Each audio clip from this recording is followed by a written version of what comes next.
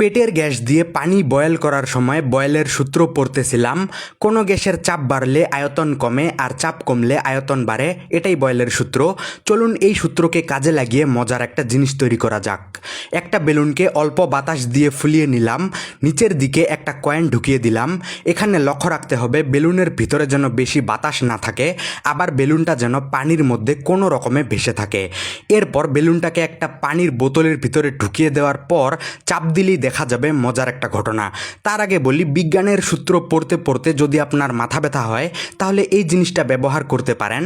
এটা আপনার মাথা ব্যথা কমাবে, রক্ত সঞ্চালন বাড়িয়ে চুলের গোড়া মজবুত করবে এবং মানসিক চাপ কমাবে। আর এই যে লাল বাতিটা দেখতে পাচ্ছেন, এটাকে বলা হয় রেড লাইট থেরাপি। এটার সাহায্যে আপনার চুল পড়া কমবে, ব্যথা থাকলে কমবে এবং ত্বক উজ্জ্বল হবে। রেড লাইট থেরাপি সহ অরিজিনাল ইলেকট্রিক স্ক্যাল্প ম্যাসাজারটা পেয়ে যাচ্ছেন একসাথে.com ওয়েবসাইটে এবং ফেসবুক পেজে। কিনতে চাইলে কমেন্টে থাকা লিঙ্কে ক্লিক করুন অথবা এই কিউআর কোডটা স্ক্যান করুন। এবার ভিডিওতে ফিরে আসি। তো এখন যদি বোতলটাকে চাপ দেই তাহলে বেলুনের ভিতরে থাকা বাতাসের চাপ বাড়বে আর আয়তন কমবে বয়েলের সূত্র অনুযায়ী, যার ফলে বেলুনের ভিতরে বাতাসের ঘনত্ব বেড়ে গেল আর সেটা নিচে ডুবে গেল। আবার যখন চাপ দেওয়া বন্ধ করব তখন বেলুনের ভিতরে বাতাসের চাপ কমে যাবে, আয়তন বেড়ে যাবে এবং বাতাসের ঘনত্বও কমে যাবে, যার ফলে বেলুনটা আবার উপরে ভেসে উঠবে। এভাবে বারবার বোতলটাকে চাপ দিতে থাকলে ভিতরের বেলুনটা হাবুডুবু খাবে।